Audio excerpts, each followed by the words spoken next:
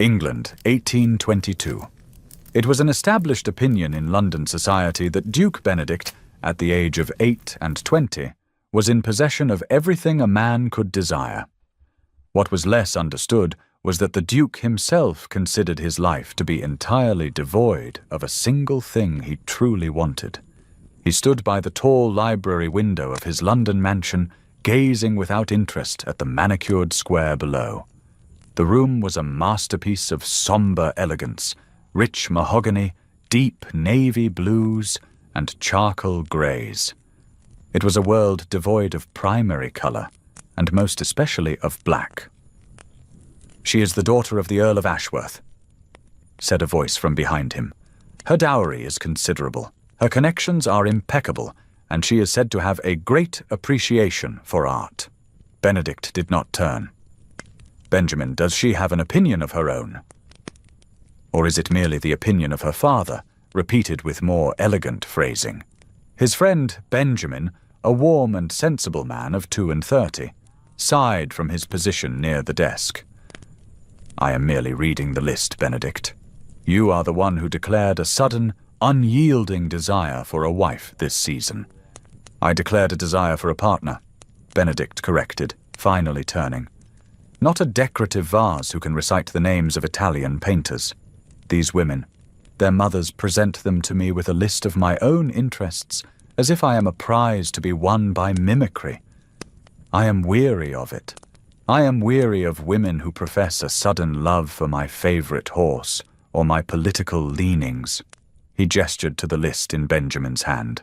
"I would wager £1,000 that not one of them could offer a thought that would genuinely surprise me." Benjamin gave a wry smile. "Then perhaps you are looking for the wrong qualities. What of Lady Annalise? Famed for her beauty." Benedict's expression was dismissive.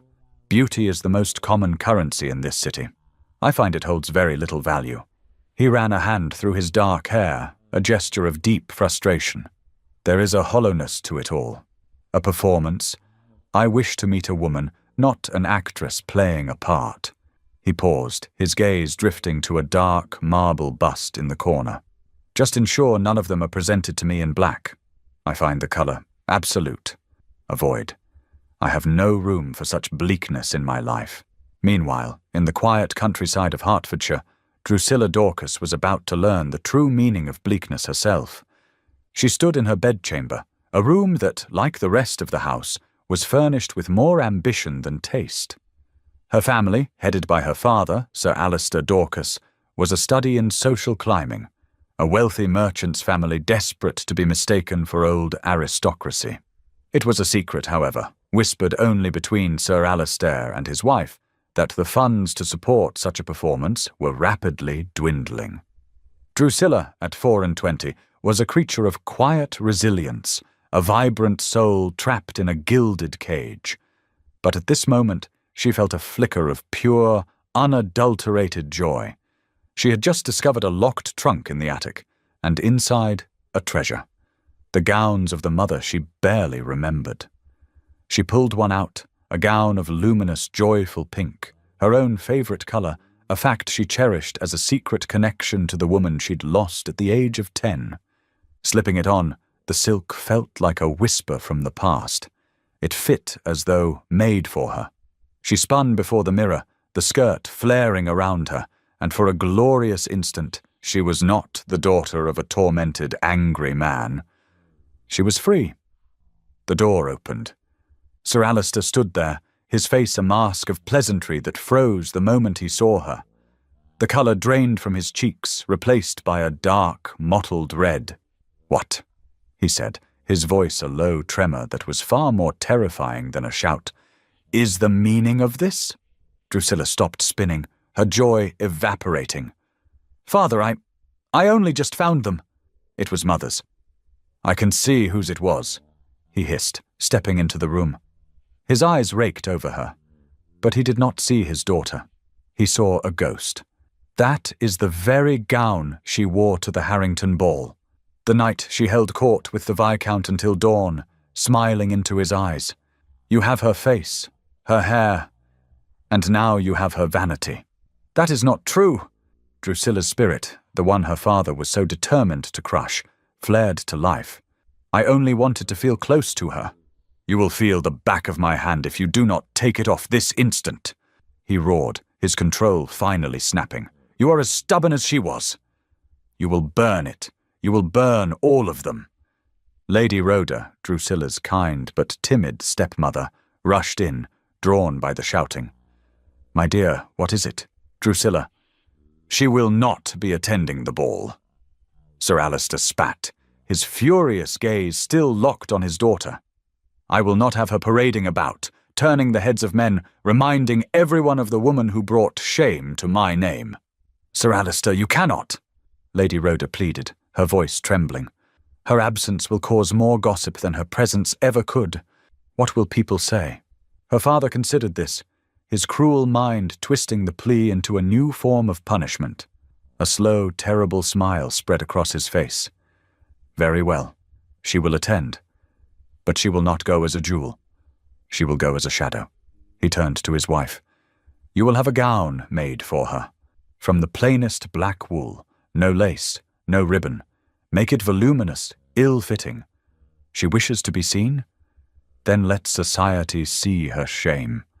Back in London, the very same assembly ball was being discussed, though with far less enthusiasm. You cannot be serious about avoiding it, Lady Naomi said, her tone light but firm. She was a sharp, intelligent woman who, along with her husband Benjamin, constituted the entirety of Duke Benedict's close circle of friends. I am entirely serious, Benedict replied from across the drawing-room. It will be precisely the same as every other ball. I will be forced to dance with women who tremble when I speak and agree with every word I say. It is an exercise in futility. It is an exercise in duty. Benjamin countered. People expect to see you. Besides, he added with a sly grin, the country offers a different sort of vintage. Perhaps you will find a woman there who has not yet learned to worship your every move. Naomi laughed. Oh, they learn quickly enough. Benedict, the moment you walk through those doors, they will swoop down like vultures. Don't you ever grow tired of it? It is the single most tiresome aspect of my existence, Benedict admitted. But it is a life I cannot escape. Then you may as well have a good dance while you endure it. Naomi insisted. We are going, and you are coming with us. There is no more to be said on the matter. Benedict looked between the two of them, his oldest friend and his brilliant wife, and found his resolve failing. Very well, he sighed in mock defeat.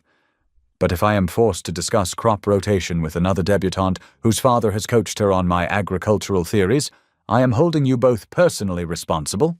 The black dress was even worse than Drusilla had imagined. It was heavy, shapeless, and absorbed all the light in the room, a void of colour and joy. Her two younger stepsisters, Rachel and Bertha, fussed around her, their bright, youthful faces etched with concern. At 19, they were a merry, inseparable pair who adored Drusilla and despised their father's cruelty towards her. Perhaps if we added Mother's pearl brooch, Rachel suggested, holding up the delicate pin. Father would see it and rip it from the fabric, Drusilla said, her voice steady despite the tremor in her heart. She was determined not to cry in front of them. Do not worry. It is only a dress. He cannot take my spirit. He tries so very hard, Bertha muttered, pulling at the bulky sleeves. It is monstrously unfair. You are the most beautiful of all of us, and he insists on hiding you? Drusilla managed a small, sad smile. Then tonight, I shall be a mysterious shadow. I will watch you both dance with handsome men and live vicariously. Now stop looking so glum. This is your first grand ball. We are going to have fun, no matter what I am wearing. That will be our revenge. The sisters exchanged a look of profound love for her. They knew her bravery was a performance for their sake, a shield to protect their happiness from their father's darkness. As they descended the grand staircase to the waiting carriage, Drusilla took a deep breath.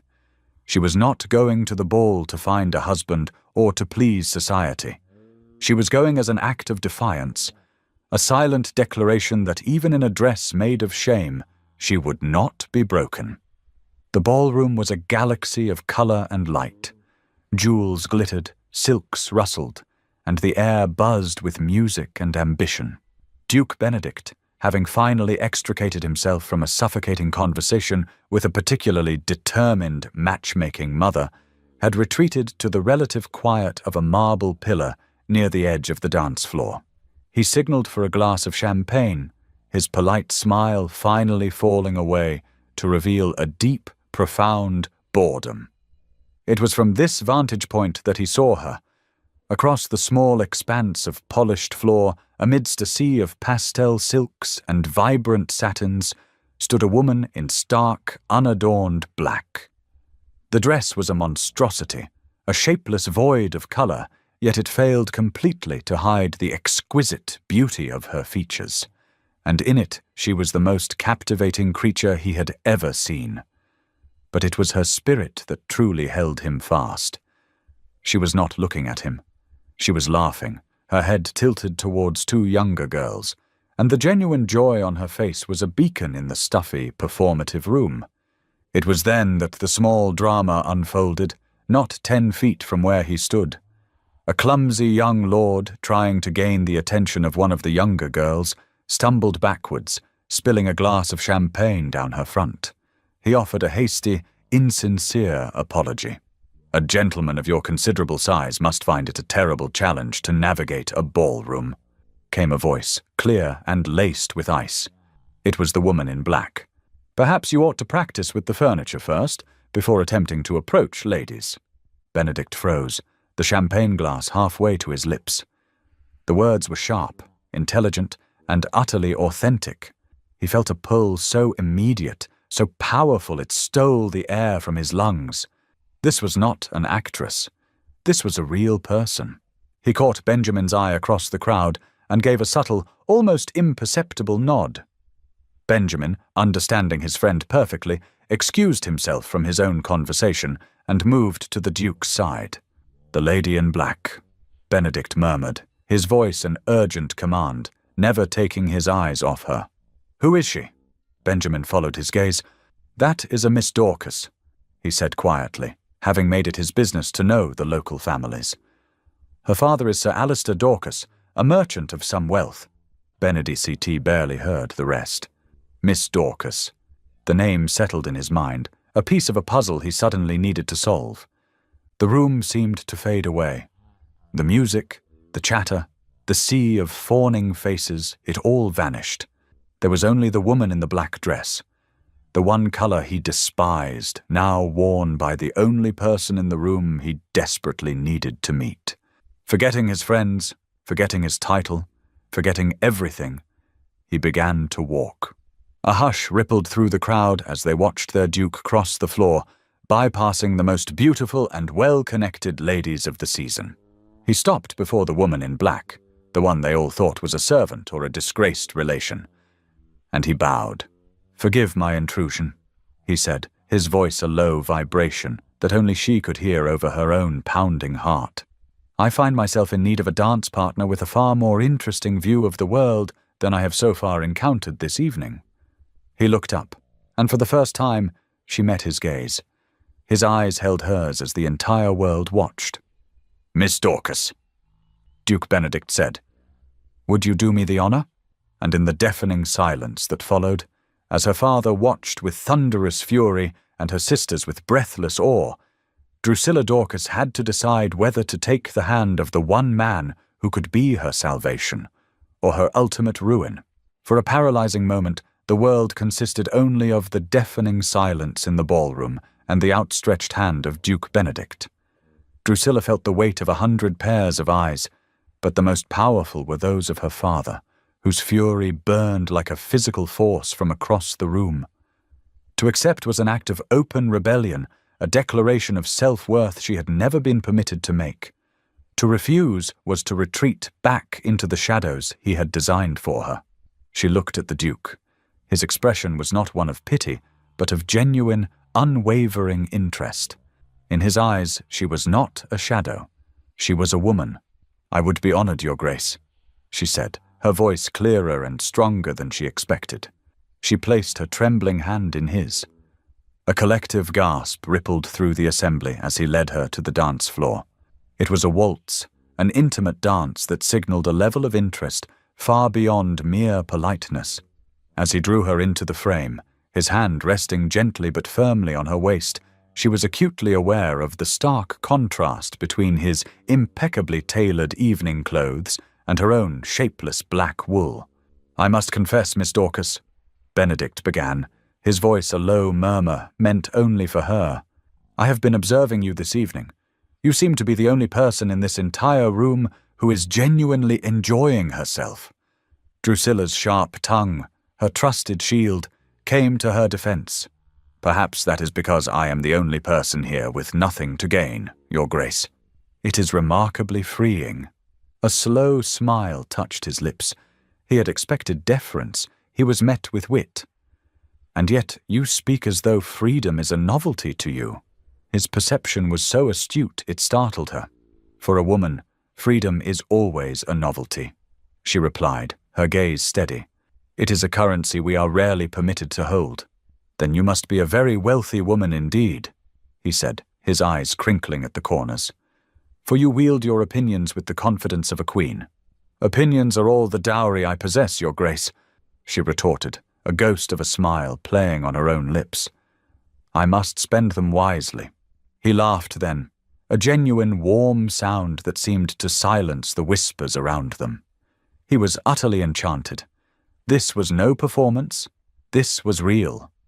He studied her face, the exquisite beauty her father's cruelty could not hide. But it was the intelligence in her amber eyes that held him captive.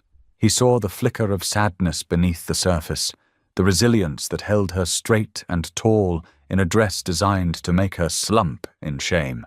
"Then allow me to be your first investment," he murmured as the music drew to a close. "For I find your currency far more valuable than any other in this room." He bowed, pressing a light, fleeting kiss to her gloved knuckles before escorting her from the floor. The moment the Duke released her, Drusilla felt as though a spell had been broken. She retreated immediately to the safety of her sisters, her heart hammering against her ribs. "Drusilla!" Rachel whispered, her eyes wide as saucers. "You danced with the Duke." "The actual Duke." "What did he say?" Bertha demanded, clutching her arm. "He was smiling." "I have never seen a man look so completely captivated." "He said very little of consequence," Drusilla lied, fanning her flushed cheeks. "It was merely one dance. An act of pity for the girl in the ghastly dress, I imagine." But she could not fool her sisters, nor could she fool herself. It had not felt like pity. It had felt like recognition. From across the room, Lady Rhoda watched with a heart torn between terror and triumphant calculation. Her husband's face was a thundercloud, promising a storm of epic proportions. But the Duke had not taken his eyes off Drusilla, even as he was now surrounded by a flock of hopeful mothers and their dazzling daughters. This was the opening she had been praying for, a chance to save her family from ruin, but it had come in the one form she knew her husband would never, ever tolerate. "Well," Lady Naomi said with a grin as Benedict rejoined them, "that was the most interesting thing you have done all season. You cross a ballroom to dance with a mystery in a black dress. Do tell, what did you discover?" "I discovered," Benedict said, his expression thoughtful and serious, "that I have been fishing in the wrong pond entirely." Benjamin clapped him on the shoulder. "She is a Miss Dorcas. Her father is Sir Alistair Dorcas, a merchant of some sort. New money, and from what I hear, not nearly as much of it as he pretends. I do not care if her father is a blacksmith," Benedict stated, his gaze sweeping the room until he found Drusilla again. "She was the only honest person I have spoken to in a year. There is a fire in her, Benjamin. Did you see it?" "We all saw it," Naomi confirmed. "The question is, what do you intend to do about it? An interest in a girl like that, from a family like that, will cause a considerable stir." "Then let it," Benedict replied, a determined set to his jaw. "Let the whole of London stir. I find I am suddenly very interested in the countryside. The carriage ride home was a tomb of suffocating silence.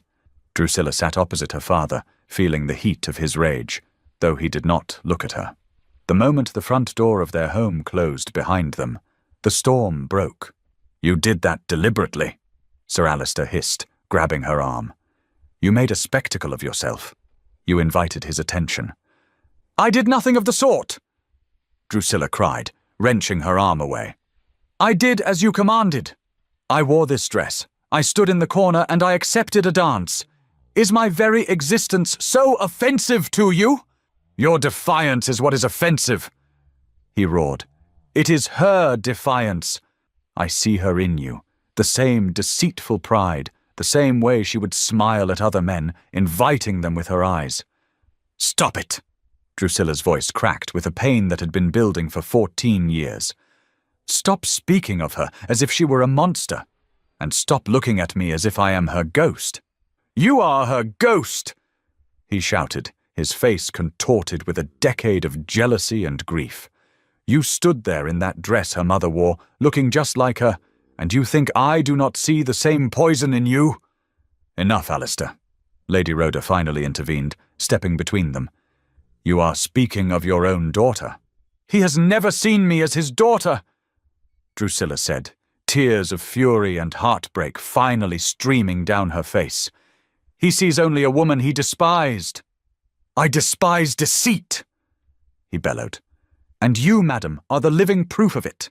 He raised a hand to strike her, but the sight of Rachel and Bertha rushing to flank their sister, their young faces pale with terror and defiance, made him freeze.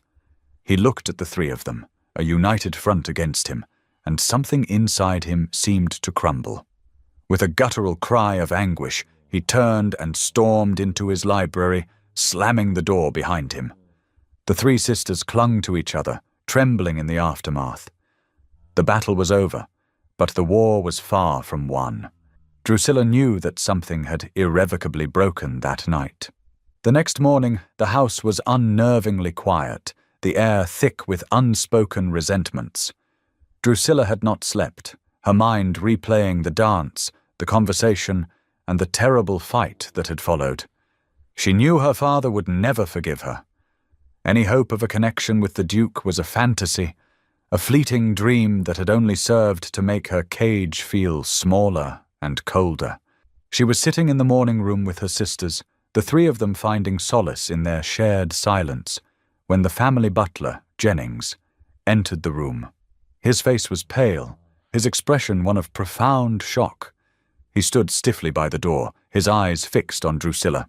"Miss Dorcas," he began, his voice barely a whisper. "You have a visitor." Before she could question it, a tall figure filled the doorway, blocking out the morning light. Drusilla's heart stopped. It was Duke Benedict. He had come for her. He stood there, his gaze sweeping over the shocked faces of the sisters before landing on hers. The entire world seemed to shrink to the space between them, a chasm of social impossibility and unspoken questions. He had breached the walls of her prison, and Drusilla had no idea if he had come to set her free or to burn it all to the ground. Drusilla's heart, which had been a frantic drum against her ribs, seemed to stop altogether. The Duke's presence in their morning room was an impossibility, a tear in the very fabric of her constrained reality. Before she could find her voice, or even the breath to form a thought, her sisters, Rachel and Bertha, had risen to their feet, their eyes wide with a mixture of awe and terror. The butler, Jennings, still looking pale, announced them. "His Grace, the Duke of Benedict, to call upon Miss Dorcas." The commotion drew Lady Rhoda from the adjoining room, her hand flying to her throat as she saw the most eligible bachelor in England standing on her threshold. "Your Grace," she stammered, sinking into a deep curtsy. "This is a most unexpected honor." Benedict's gaze remained on Drusilla for a moment longer, before he turned his attention to her stepmother, his expression one of perfect, charming politeness. "Lady Rhoda, forgive my unannounced arrival. I was in the neighborhood and found I could not resist the opportunity to pay my respects after your family's kindness at the ball last evening. At that moment, Sir Alister appeared from the hallway, drawn by the voices. He stopped dead, his face hardening into a mask of cold fury. His social ambition, the driving force of his life, was now at war with the jealous rage that consumed him. He could not, in front of his wife and daughters, be seen to insult a duke. "Your Grace," he said. The words clipped, his bow shallow and stiff. "To what do we owe the pleasure?" "Sir Alister," Benedict said smoothly, seemingly oblivious to the palpable tension, "I have long heard rumors of your collection of rare books. As a collector myself, I hoped you might permit me a brief glimpse, and of course to inquire after the health of your charming daughters." His eyes flickered back to Drusilla, leaving no one in any doubt as to his true purpose. Sir Alister was trapped. To deny a duke a request so steeped in civility was a social impossibility. To grant it was to allow this man, this threat, further into his home. "My library is modest," he ground out, "but you are welcome to it." "Excellent," Benedict said with a warm smile that did not reach his eyes. His gaze was once again on Drusilla. Perhaps Miss Dorcas, as a fellow enthusiast of literature, would be so kind as to lead the way. The walk to the library was the longest of Drusiana's life. Her father and stepmother trailed behind them, a silent, menacing pair of chaperones. The air was thick with unspoken things. As they passed a large window overlooking the gardens, Benedict slowed his pace, allowing a few precious feet of distance from their audience. "I confess, Miss Dorcas," he murmured, his voice low and intimate, "my interest in literature is secondary to my interest in its most intelligent advocate. I must ask, has my visit brought you trouble?" Drusiana's heart ached at his perception. He saw too much. To protect herself, and him, she kept her eyes fixed ahead, her reply cool and measured. "Your Grace, trouble is the most consistent guest in this house. You are merely the most distinguished." He was silent for a moment, absorbing the profound sadness in that statement. "Your wit is a formidable shield, Miss Dorcas, but I find myself wondering what it is you are protecting." He paused, his next words softer still. "Forgive my impertinence, but the gown you wore last night, it did not seem a reflection of the spirit of the woman wearing it." She flinched, the memory of her father's rage still fresh. She could not tell him the truth. It was a humiliation too deep, a family wound too raw to expose. "A daughter's duty is to her father's wishes, Your Grace," she said stiffly, the words tasting like ash. Little more need be said on the matter. "I see," he said, and the simple phrase was laden with an understanding that terrified and thrilled her in equal measure. He saw the bars of her cage, even if he did not know who had forged them. They reached the library door, and the moment of privacy was over. The tour of the library was a tense charade, with Sir Alister pointing out volumes with monosyllabic grunts, while Benedict asked polite questions, his eyes constantly seeking out Drusilla, who remained in the corner, a silent, beautiful statue. The Duke's visit was mercifully brief. He departed with a polite bow, promising to call again to continue his literary discussion with Miss Dorcas. The moment the front door closed, the illusion of civility shattered. "How dare you!" Sir Alister rounded on Drusilla, his voice a venomous hiss. "How dare you encourage him?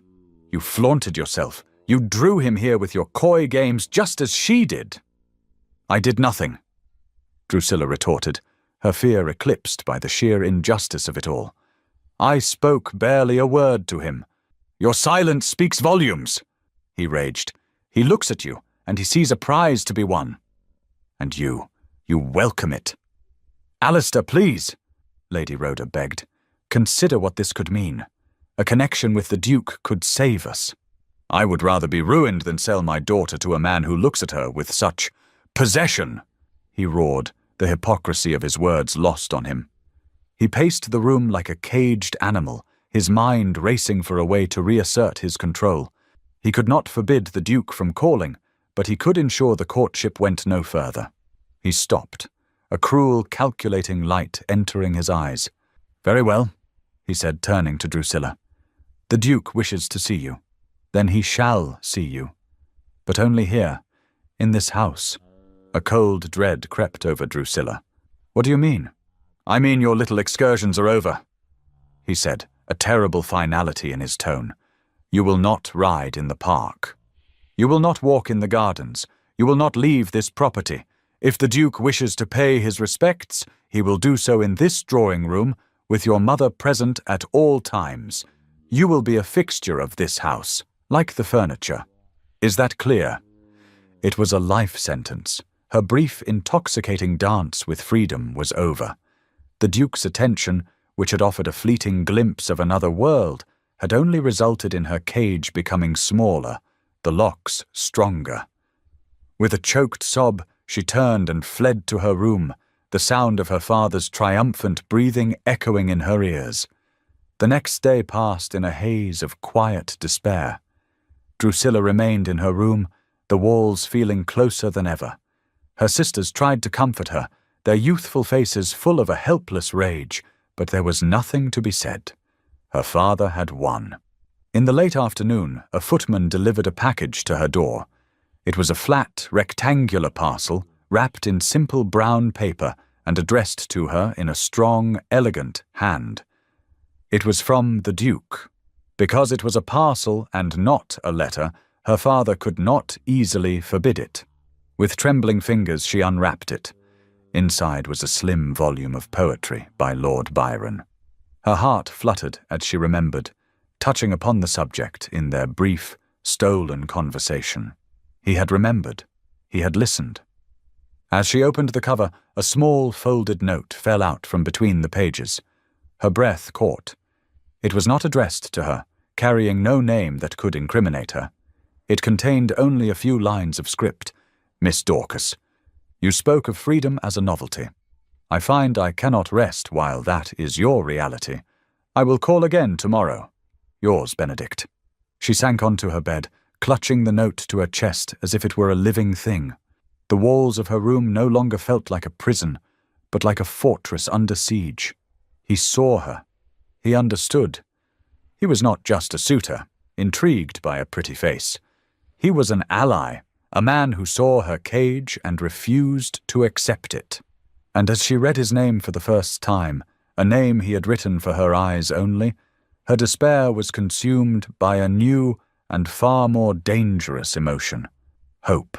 True to his word, Duke Benedict's carriage arrived at precisely 2 o'clock the following afternoon. The sound of its approach sent a tremor of panic and hope through the Dorcas household. Drusilla, who had been commanded to the drawing-room by her stepmother, felt as though she were an actress about to step onto a stage for a play she had not rehearsed. Her father, Sir Alistair, was conspicuously absent, having declared some urgent and vague business on the far side of the estate. It was an act of cowardice disguised as a snub. He could not bear to witness the scene, yet he could not forbid it. When Jennings announced the Duke, Benedict entered the room with a calm and easy grace, his presence seeming to shrink the overly ornate furniture. His gaze found Drusilla immediately, a warm and reassuring light in his eyes that belied the formality of his greeting. "Lady Rhoda, Miss Dorcas," he said with a polite bow. "Thank you for receiving me." "The pleasure is all ours, Your Grace," Lady Rhoda replied, her voice a little too high. She indicated a chair opposite Drusilla, taking up her own chaperoning post like a nervous general. The conversation that followed was a masterpiece of subtext. On the surface, they spoke of the book of poetry he had sent. "I was so pleased you enjoyed the Byron, Miss Dorcas," Benedict began, his eyes holding hers. "I have always found his obsession with caged birds to be a powerful metaphor for the constraints society places upon a vibrant spirit." Drusilla's fingers tightened in her lap. He was speaking directly of her, in a language only she could understand. "Indeed, Your Grace," she replied, choosing her words with care. "But one must wonder if the bird, having never known the sky, is even aware of its cage. Perhaps it mistakes its prison for the whole of the world." "Perhaps," he conceded, his expression softening, "until the day it hears a song from the outside, a song of the world it was meant for. I imagine such a song would be impossible to ignore, Lady Rhoda, sensing a current of meaning she could not grasp, hastily interjected. Lord Byron is so very dramatic, is he not? My daughters, Rachel and Bertha, are far more fond of the gentle sonnets of Mrs. Browning. A fine choice, Benedict said, without taking his eyes off Drusilla. But it is often in the dramatic that we find the most truth. And so, a pattern was established. 3 times a week the Duke's carriage would roll up the gravel drive. 3 times a week Drusilla would sit opposite him in the drawing-room under the watchful eye of Lady Rhoda. They spoke of philosophy, of art, of politics. With every conversation Drusilla felt the walls around her heart begin to crack. He was not just intelligent, he was perceptive. He did not just listen to her words, he heard the meaning beneath them. After he would leave, her sisters would descend upon her, desperate for every detail. "He looks at you as if you are the only person on earth," Rachel would exclaim. "Does his heart beat for you, Drew?" Bertha would ask, ever the romantic. Drusilla would laugh and deflect, for the truth was too terrifying to admit. She was beginning to fall for him, and it felt like standing on the edge of a cliff. She had seen firsthand how love could curdle into jealousy and possession. She could not, would not allow her heart to become another cage. And so she remained guarded, a fortress of witty observations and intellectual debate, never letting him see the vulnerable woman within. Back in London, Benedict paced his library, a storm of frustration brewing inside him. "It is maddening, Benjamin," he said, stopping to face his friend. "I speak with her, but I am speaking to a fortress. Her mind is brilliant, her spirit is undeniable, but she keeps herself locked away. Her father's presence is a poison in that house, even when he is not in the room." Lady Naomi perched elegantly on a chaise lounge, set down her teacup. "Of course she is guarded, Benedict. You are a duke. She is a merchant's daughter with a tyrant for a father. In her world, a man like you is a fantasy, a fleeting dream that could vanish at any moment. She is protecting her heart from what she believes is the inevitable." "The inevitable?" Benedict demanded. "What does she imagine that to be? That you will grow bored?" Naomi said simply. "Or that your family will forbid the match, or that society will mock you until you retreat. She imagines you will leave. Because in her life, it seems the people who are meant to love her most are the ones who cause her the most pain." Benedict fell silent. Naomi's words struck him with the force of a physical blow because they rang with undeniable truth. He had been trying to win a battle of wits when he needed to be fighting a war for her trust. He realized then that he would never break through her walls in that suffocating, chaperoned drawing room. He had to change his strategy. A few days later, Drusilla was permitted a brief walk in the gardens with her sisters. It was one of the few places she felt a sliver of peace, though the estate walls, which had once felt expansive, now seemed to press in on her like a prison. As they were admiring the late-blooming roses, Jennings approached them. "Miss Dorcas, a Mr. Benjamin has called to see your father on a matter of some business." The sisters exchanged a curious glance. Before they could speculate further, a handsome, kind-faced gentleman appeared on the garden path, led by a footman. "Ah, the Mrs. Dorcas, I presume," Benjamin said, bowing with a warm smile. "Your father has been momentarily detained. I hope you do not mind if I admire your gardens while I wait." He engaged them in light, charming conversation for several minutes. Drusilla remained mostly silent, her heart pounding. This was the Duke's friend. His presence here was no coincidence. As he made his farewells, he turned to Rachel, the sister closest to him. "It was a pleasure to meet you all," he said, and as he shook her hand, Drusilla saw a flicker of movement. A small white square passed from his hand to hers, shielded from view. He gave Rachel a brief, meaningful look before turning to leave. The moment he was gone, Rachel and Bertha rushed to Drusilla's side.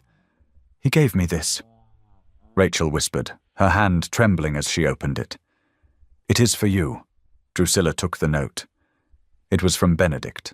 Her name was not on it, but the bold, decisive script was unmistakably his. Her hands shook as she read the words he had written.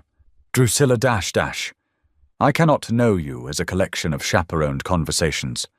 The woman I met at the ball, the one with fire in her eyes, is the one I must speak with. Meet me at dawn by the old oak at the edge of your estate. I will be waiting. B. She stared at the note, the words blurring through a sudden rush of tears. He was asking the impossible, to meet a man alone, unchaperoned, at dawn. If she were caught, it would mean absolute ruin. Her reputation, her family's name, everything would be destroyed. Her father's cruelty would be nothing compared to the public disgrace. But as she looked at his name, his initial, a secret between them, she knew this was more than a risk. It was a choice. Between the cage she had always known and a terrifying, brilliant glimpse of the sky. The note lay on Drusilla's bedside table, a small square of white in the encroaching twilight, yet it burned with the intensity of a star. Meet me at dawn. The words were a summons, a challenge, a promise. All night she wrestled with the choice, her mind a battlefield.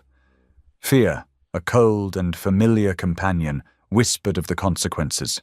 The ruin, the disgrace, the cataclysmic fury of her father if she were discovered. It would be the end of everything. But then hope, a new and terrifyingly powerful force, would answer back. It spoke in Benedict's voice, a low and steady murmur that saw past her dress, past her family, and into the very heart of her. I find I cannot rest while that is your reality. For the first time in her life, someone saw her cage and wished to break it. To ignore such a call felt like a betrayal of a self she was only just beginning to discover. An hour before dawn, when the sky was a bruised and starless grey, she slipped into her sister's adjoining room. They awoke instantly, their faces pale with shared anxiety in the candlelight. "He has asked me to meet him," Drusilla whispered, holding out the note. Rachel read it first, her eyes widening. Bertha read it over her shoulder, her hand flying to her mouth. They did not speak of the danger. They did not speak of the impropriety. They saw only the desperate hope in their sister's eyes. "The scullery door," Rachel said immediately, her mind already working. "Mrs. Harriet leaves the bolt unlatched for the baker's boy.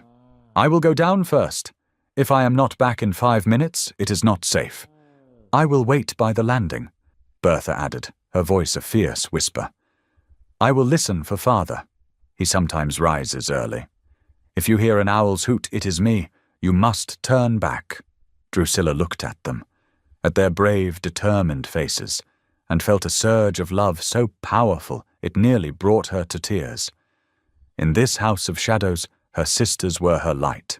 "Thank you," she breathed, the words encompassing everything. The journey through the sleeping house was a symphony of terror. Every creak of the ancient floorboards was a gunshot in the silence. Every shadow seemed to hold the hulking figure of her father. But Rachel gave the all-clear, and no owl's hoot came from the landing. Drusilla slipped through the scullery door and into the damp, misty air of the pre-dawn garden, her heart a frantic bird in her chest. She ran, her light shawl clutched around her shoulders, her feet silent on the wet grass. The old oak stood at the furthest edge of the estate, a dark and ancient silhouette against the slowly lightening sky. He was already there. Benedict was leaning against the trunk of the great tree, his arms crossed, a solitary figure of patient strength. He was not dressed as a duke, but in the simple, well-cut clothes of a country gentleman. He saw her approach and pushed away from the tree, his expression one of profound relief. "You came," he said, his voice husky. It was not a question, but a prayer answered. "You left me little choice, your grace," Drusilla replied, her breath catching in her throat. "You seem to have a habit of making impossible requests." "I have a habit," he corrected, taking a step closer, "of pursuing that which is of immeasurable value, and I find I can no longer continue the charade in your drawing room. I did not come to Hertfordshire to discuss poetry, Drusilla." He said her name. Not Miss Dorcas. Drusilla. The sound of it on his lips, in this secret, misty world between night and day, was an intimacy so profound it made her tremble. "Then why did you come?" she whispered, her carefully constructed walls beginning to crumble.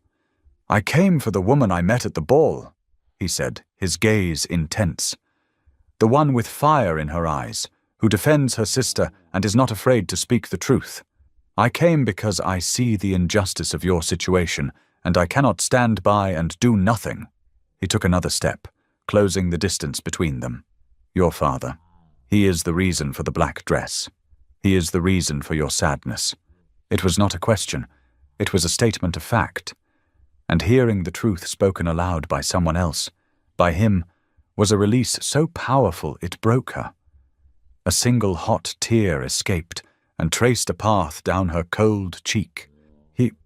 He loved my mother," she began, the words stumbling out. "And now he sees only her ghost when he looks at me, a ghost he has come to hate." "Then he is a fool," Benedict said, his voice soft but laced with steel, "for he is blind to the extraordinary woman standing before him." He gently, tentatively reached out and brushed the tear from her cheek with his thumb. His touch was electric, a warmth that spread through her entire being. The air grew thick, charged with unspoken feelings. All the witty retorts, all the guarded defenses, they were gone.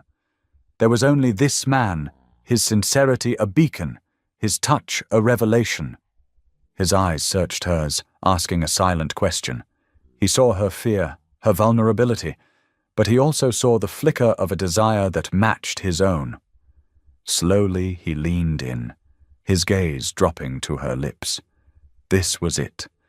The moment she had read about in books but never, ever believed would be hers. The world fell away. There was only the scent of damp earth, the cool morning air, and the warmth of his hand, now cupping her jaw. But as his lips were a mere breath from hers, a lifetime of fear erupted within her. She saw her father's face, contorted with rage. She felt the suffocating weight of his jealousy, a poison that had taught her that a man's affection was not a gift, but a cage. With a small, choked gasp, she pulled back. "I cannot," she whispered, the words tearing from her throat. She was not rejecting him. She was rejecting the terror he could not possibly understand. Benedict froze, his expression a mixture of confusion and hurt. He opened his mouth to speak, to ask, to understand. But a sudden, sharp snap from the nearby woods cut him off. The sound of a dry twig breaking. The sharp crack of a dry twig breaking under a heavy boot echoed from the nearby woods. They both froze, their eyes flying to the source of the sound. A figure was emerging from the trees, a groundskeeper beginning his morning rounds, his dog trotting ahead of him. He had not yet seen them. But in a matter of seconds, he would. Discovery was imminent. Ruin was a single footstep away. The sharp crack of the twig was a gunshot in the fragile dawn.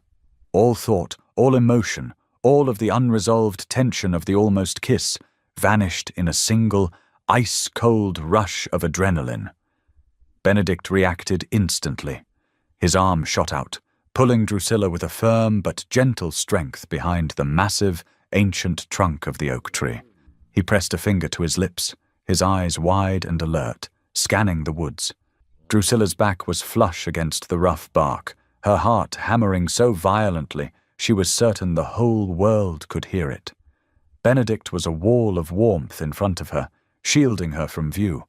They were impossibly close, their breaths mingling in the cool morning air. She could feel the heat radiating from his body, smell the faint, clean scent of his cologne, and the damp earth. Through a gap in the leaves, they saw him.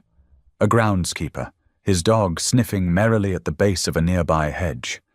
He moved with the slow, deliberate pace of a man starting a long day's work, blissfully unaware that he was mere feet from a scandal that would bring ruin upon one of England's greatest houses. They stood frozen, barely breathing, as he passed. The seconds stretched into an eternity. He continued down the path, his whistling fading into the chirping of the morning birds until he was gone. The immediate danger had passed, but a new, more complicated tension remained. The raw intimacy of their shared terror lingered in the air, along with the memory of her pulling away from him. Benedict stepped back, giving her space to breathe, though his eyes never left hers. He looked as though he wanted to ask 1,000 questions, but he knew there was no time. The sun was rising, casting long golden fingers of light across the estate. "You must go," he said, his voice a low, urgent whisper, "before the house is fully awake." She began, but she did not know what to say. "I'm sorry. I was afraid. Thank you." He seemed to understand. "This is not over, Drusilla," he vowed, his gaze intense. "This changes nothing, except that I now know the lengths I must go to. I will find a way for us to speak freely.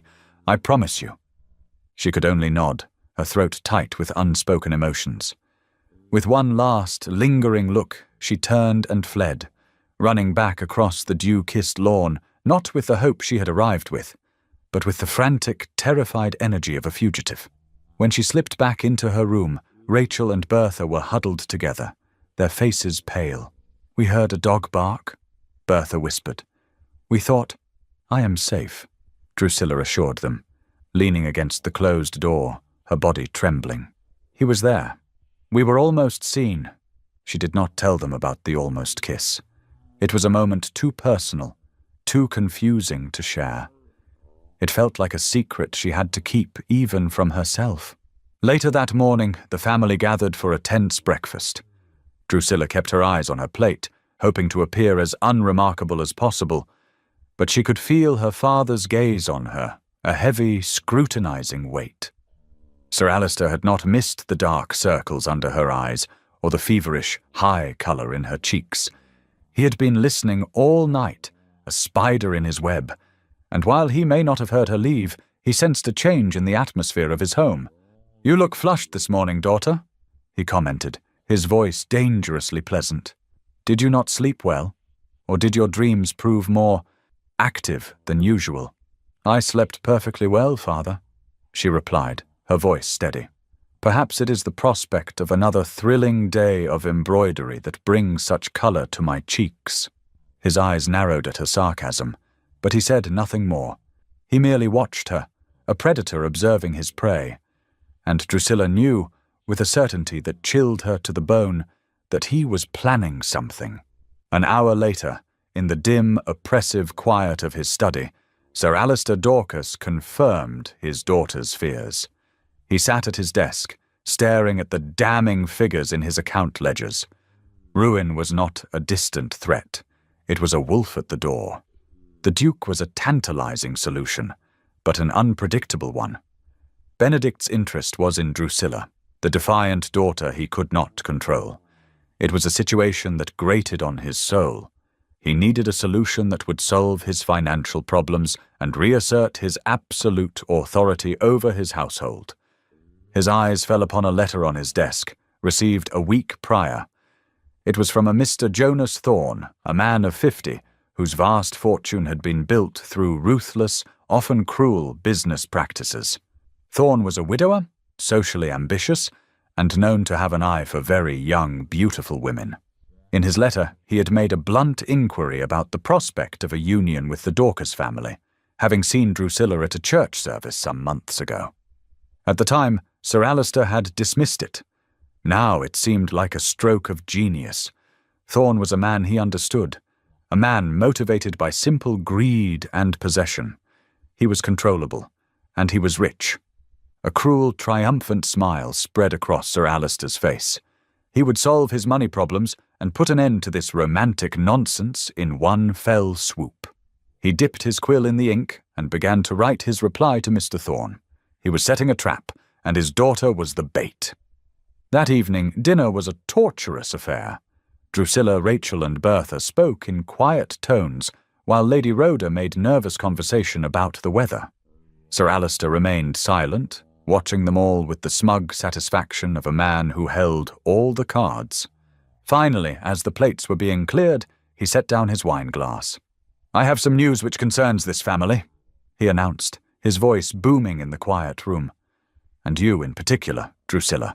Drusilla's head snapped up, her heart beginning to pound. "I have long been concerned about your future," he said, his tone dripping with false sincerity. "At your age and with your particular temperament, securing a suitable match has been a challenge. However, I am pleased to announce that I have taken matters into my own hands." He paused, savoring the moment. "I have secured a most advantageous courtship for you, with a man of considerable wealth and maturity. A man who can provide for you, and shall we say, guide your more spirited tendencies. Mr. Jonas Thorne has expressed a formal interest in a union with our family. He will begin calling upon you tomorrow afternoon." The name fell into the room like a stone, shattering the fragile peace. Drusilla stared at him in horror. Mr. Thorne was a lecherous old man, his cruelty in business legendary. She had seen the way he looked at young women, like a wolf assessing a lamb. "No," she whispered. "I beg your pardon." Sir Alister's smile vanished. "No," Drusilla repeated, her voice gaining strength. "I will not." "You will," he said, his voice dropping to a low, menacing growl. "You will receive him. You will be pleasant to him, and you will accept his courtship. He is a man of substance, not some flighty nobleman who amuses himself with merchants' daughters. The Duke is a fantasy. Mr. Thorne is your future." He stood up, his chair scraping loudly against the floor. He looked down at her, his eyes cold and hard as chips of ice. "You would do well to accept it." The arrival of Mr. Jonas Thorne was not an event, but an infliction. He was a man whose wealth was announced by the garish shine on his boots and the tightness of his waistcoat over a portly belly. He smelled of stale cigars and cloying cologne, a scent that seemed to stain the very air of the drawing-room. Drusilla endured his first visit with the stoicism of a martyr. She sat beside her stepmother, her hands clenched in her lap, while Mr. Thorne assessed her as if she were a piece of livestock he was considering for purchase. He spoke not to her, but at her, boasting of his factories in the north and the size of his estate, his small piggy eyes lingering on her face, her neck, her hands. "A fine-looking girl," he boomed to Lady Rhoda, as if Drusilla were not even present. "Quiet, I like that. A wife should be a quiet comfort, an ornament to a man's home." Drusilla's blood ran cold.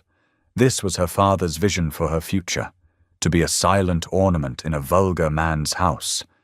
It was a fate worse than death. When he finally departed, leaving the oppressive scent of his presence behind, Rachel and Bertha rushed to her side. "He is a toad, Drew," Rachel declared, her sweet face pinched with disgust. "You cannot marry him," Bertha whispered, her eyes full of tears. "We will not let you." "There is nothing to be done," Drusilla said, her voice hollow. "Father has decreed it." But Lady Rhoda, who had sat through the entire ordeal with a placid expression that concealed a churning heart, knew that something must be done. Her husband's cruelty had finally crossed a line from bitter resentment into monstrous action. That evening, seeing the deadened look in Drusilla's eyes, she resolved to uncover the root of this poison, no matter the cost. Her opportunity came the following afternoon. She sought out Mrs. Harriet, the old family servant who had been with Sir Alister since before his first marriage. She found her in a dusty room in the attic, carefully folding old linens into a cedar chest. "Mrs. Harriet," Lady Rhoda began, her tone gentle, "may I have a word with you? I find myself in need of some clarity." The old woman, her face a roadmap of loyal service, straightened up, her gaze knowing. "If it is about the master and Miss Drusilla, my lady, clarity has been in short supply for many years." "You knew his first wife, did you not? The late Lady Eleanor." "I did," Mrs. Harriet said softly. "I was her personal maid. A sweeter, more vibrant soul you could never hope to meet. She loved life, she loved to laugh, and she loved the master with all her heart." Lady Rhoda leaned against a dusty dress form. "Sir Alister believes she was unfaithful. He speaks of a viscount." Mrs. Harriet let out a weary sigh, a sound that held years of unspoken truth. "The viscount. Yes, a charming man who paid her compliments at a ball one evening. The master saw her smile at him, and that was that. A seed of jealousy was planted, my lady, and he watered it every day for the rest of their lives. He became a different man, possessive, suspicious. She looked directly at Lady Rhoda, her eyes full of a fierce, protective loyalty. Lady Eleanor was a good and faithful wife, but she was suffocating. She took up reading, visiting literary societies in London with a cousin, not for a lover, my lady, for air, for a place where she was not watched, not questioned, a place where she could breathe. A piece of the puzzle slotted into place in Lady Rhoda's mind. The books, the secrecy. It was not a tale of infidelity, but a tragedy of suffocation. "Thank you, Mrs. Harriet," she said, her heart aching for the woman she had never met and for the daughter who was paying the price for her father's delusions. "You have been most helpful." Meanwhile, in London, the news of Mr. Thorne's courtship travelled with the swift and vicious speed of all bad tidings. It reached Duke Benedict via his friend, Benjamin, who had heard it from a gossiping country squire at his club. Benedict received the news in stunned silence. He had been planning his next move, a way to break through Drusilla's defences, but he had never anticipated a move of such calculated cruelty from her father. "Jonas Thorne?" Benedict repeated, his voice dangerously quiet. "The man is a vulture. He buys and sells men's souls as if they were commodities. And he intends to have her? It is a business arrangement, nothing more," Benjamin said grimly. "Sir Alistair is in deep financial trouble. Thorne has the coin to save him, and Drusilla is the price." A cold, protective fury, unlike anything Benedict had ever known, surged through him. The image of Drusilla, her wit, her fire, her profound and fragile spirit, being handed over to a man like Thorne was more than he could bear. It was a sacrilege. "This is not a business arrangement," Benedict declared, his calm demeanour cracking to reveal the steel beneath. "It is a damnation, and I will not allow it." "What do you intend to do?" Lady Naomi asked, her expression serious. "I intend," Benedict replied, his eyes blazing, "to make my intentions so blindingly clear that not even a fool like Sir Alistair Dorcas can mistake them." 3 days later, at the annual county fair, a rare public outing the Dorcas family was obliged to attend, the confrontation occurred. The fair was a lively affair, with villagers and gentry mingling on the green. Sir Alistair was parading his family, forcing Drusilla to walk at the arm of Mr. Thorne, who was preening like a peacock. Drusilla felt numb, a ghost in her own life, enduring the man's possessive grip on her arm and the sympathetic, pitying glances of their neighbours. It was in the midst of this public humiliation that she saw him.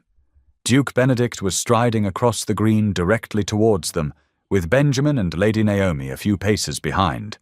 He was the very picture of aristocratic power and righteous indignation. He stopped directly in front of their small party, his height and presence dwarfing Mr. Thorne. He bowed, a gesture of perfect, ice-cold civility. "Sir Alistair." Mr. Thorne, his gaze then moved to Drusilla, and it was filled with a heat and a tenderness that made her heart ache. "Miss Dorcas, you are looking well." "Your Grace," Sir Alistair said, his face mottling with rage at the interruption. "We are enjoying the fair." "So I see," Benedict replied, his eyes still on Drusilla. "But I find I must steal Miss Dorcas away for a moment.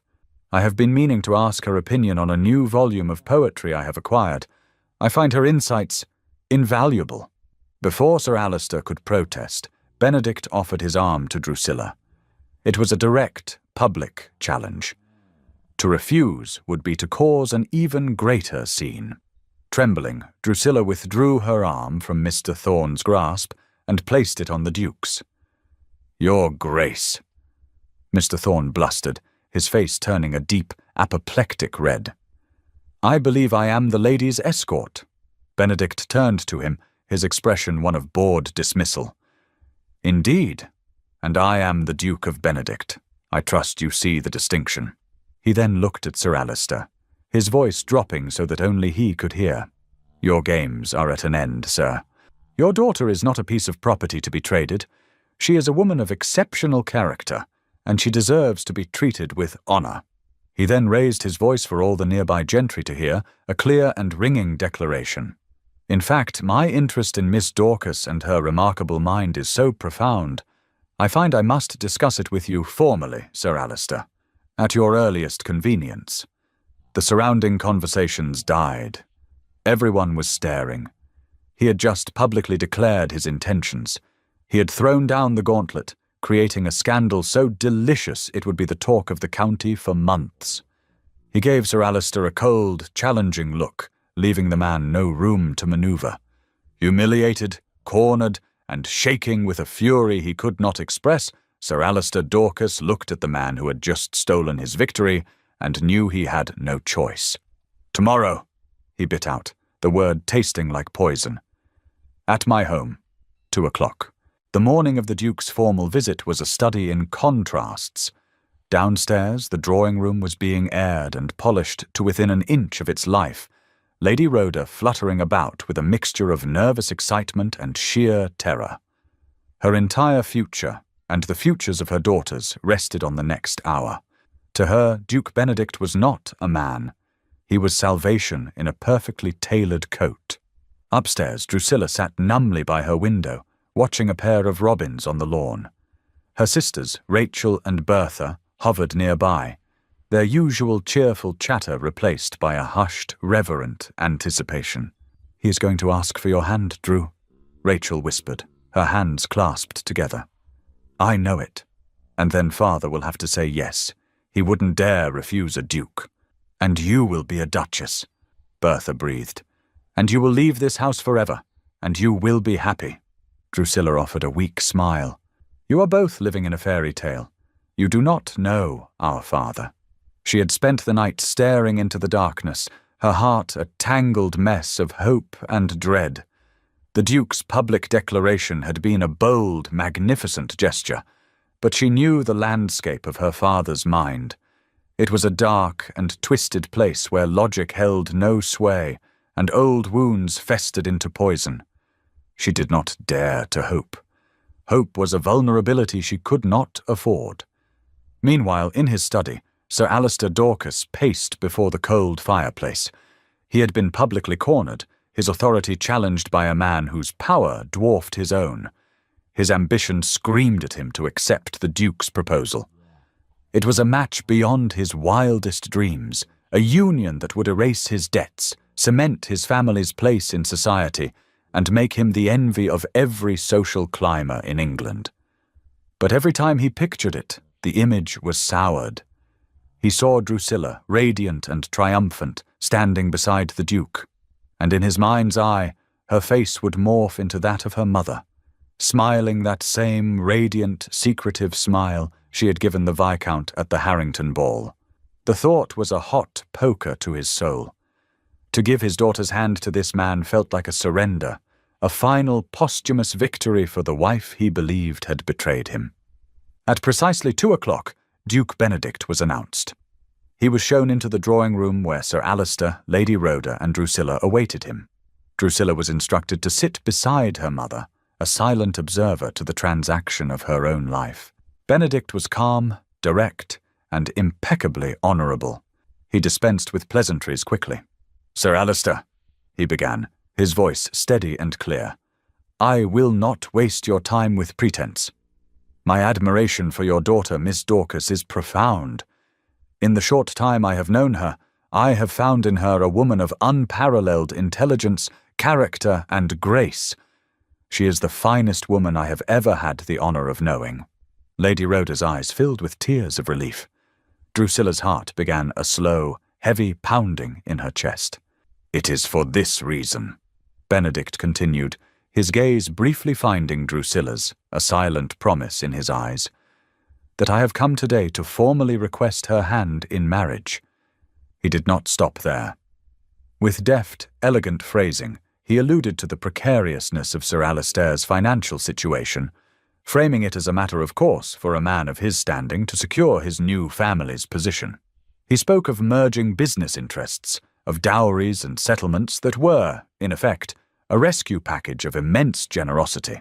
He was offering Sir Alister everything he had ever wanted on a silver platter: wealth, security, and a connection to the highest echelons of the aristocracy. It was a perfect proposal. A sensible man, an ambitious man, even a foolish man would have wept with gratitude and accepted on the spot. Lady Rhoda was already doing so, dabbing at her eyes. "Your Grace," she began, her voice trembling with joy, We are overwhelmed." But Sir Alister was not a sensible man. He was a man consumed by a ghost. He looked away from the Duke and at his daughter. He saw the flicker of hope in her eyes as she looked at Benedict, a soft, vulnerable light he had never seen before. And in that unguarded moment of hope, he saw his wife's smile. He saw the Viscount. He saw the betrayal that had haunted him for 2 decades. The jealousy, hot and absolute, overwhelmed all reason. "Your Grace," Sir Alister said, his voice dangerously quiet, "you do my family an immense honour, an honour which I must regretfully decline." The air in the room seemed to crystallize. Lady Rhoda let out a small, strangled gasp. Drusilla felt the blood drain from her face. Benedict stared at him, utterly dumbfounded. "Decline," he repeated, as if the word were foreign. "On what grounds?" Sir Alister rose to his feet, a mask of false paternal concern on his face. "My daughter is of a delicate constitution. Her temperament is ill-suited to the immense pressures and social duties of your world. She is a simple, scholarly girl, Your Grace. Your life would crush her. That is for me and for Miss Dorcas to decide," Benedict replied, his own voice hardening as he rose to face him. "I can assure you I find her temperament to be her greatest asset." "You are mistaken," Sir Alister said, his eyes glittering with a strange, triumphant madness. "As her father, I know what is best. A union between our families would be unbalanced, and I cannot, in good conscience, agree to it. It was a declaration of war. The flimsy, insulting excuse was so transparently false that it was more offensive than an outright refusal. He was not protecting his daughter. He was caging her." Benedict was stunned, then enraged. He looked from the father's cruel, implacable face to Drusilla's, which was now a pale, emotionless mask. He saw that there was no arguing with this man. It was not a negotiation. It was the decree of a tyrant. "As you wish, sir," Benedict said, his voice clipped and cold. He gave a stiff, formal bow. "Lady Rhoda, Miss Dorcas." He turned to leave. Drusilla knew this was it. This was the final closing of a door she had never even dared to hope would open. Her father had won. He had destroyed her last chance of happiness. And in that moment of absolute despair, a strange, protective instinct rose within her. She could not save herself, but she could still save the Duke. She would not allow this good, honourable man to be dragged down by the scandal and ruin of her family. As he passed her, Benedict paused, leaning in to speak, his voice a low, furious whisper. "Drusilla, this is madness. I will not accept this. I will find a way—" "No," she interrupted, her voice flat and empty. She did not look at him. She stared at a spot on the far wall, her heart turning to stone. "You must, Your Grace. My father has spoken. There is nothing more to be said." He reached for her hand, but she pulled it away, clutching it to her chest. "Please," she whispered, the word a plea and a command. "Do not call on us again. Leave us to our fate." With that, she turned her back on him. She heard his sharp intake of breath, a sound of profound shock and heartbreak. She felt his presence linger for a moment, a silent, agonizing eternity, before she heard his footsteps recede and the drawing-room door click shut behind him. He was gone, and in the chilling silence of the room, Drusilla Dorcas stood perfectly still, a beautiful statue carved from ice, her sacrifice a secret she would carry to her grave. The moment the front door clicked shut, sealing Duke Benedict out of their lives, the fragile composure of the drawing-room shattered. "What have you done?" Lady Rhoda's voice was a choked whisper, all her desperate hopes turning to ash. She stared at her husband as if he were a stranger, a monster she had failed to recognize. Sir Alistair, however, was triumphant. He had faced down a duke, reasserted his absolute authority, and caged the ghost of his wife's perceived betrayal. "I have done what is necessary," he declared, his voice ringing with a mad self-righteousness. "I have saved my daughter from a man I do not trust, from a world that would have destroyed her." Drusilla did not speak. She did not cry. She felt nothing at all. The hope that had flickered within her for the past week had been so utterly extinguished that it had taken all other feeling with it. She was hollow. Without a word, without even a glance at her father, she rose from her chair and walked from the room, her back straight, her steps unnervingly steady. Her silence was a more profound condemnation than any scream. Upstairs, she went not to her own room, but to the window seat at the end of the long hall, a place she had sought for solace since she was a child. She sat and stared out at the indifferent sky, her mind a placid ocean of grief. Rachel and Bertha found her there moments later. They did not speak, but flanked her on the window seat, their young shoulders pressed against hers, and wept the tears that Drusilla could not. Their shared, silent grief was the only comfort in a world that had just been stripped of all light. Miles away, Duke Benedict stormed into the drawing-room of his friend's rented house, his face a mask of thunderous disbelief. "He refused," Benedict said, the words tasting like poison. "He looked me in the eye and refused." Benjamin and Naomi, who had been waiting with anxious anticipation, stared at him. "Refused?" Benjamin asked, incredulous. "On what grounds? The man is on the brink of ruin." "He claimed she was of a delicate constitution," Benedict scoffed, pacing the room like a caged lion. "He said his daughter was not fit for my world." He spoke as if he were protecting her, but his eyes, there was a cruelty in them, a madness. He stopped pacing and looked at his friends, his own heartbreak showing through the anger. "And then she told me to leave. She asked me not to call again." That was the blow that had truly wounded him. Not the father's insane refusal, but Drusilla's dismissal.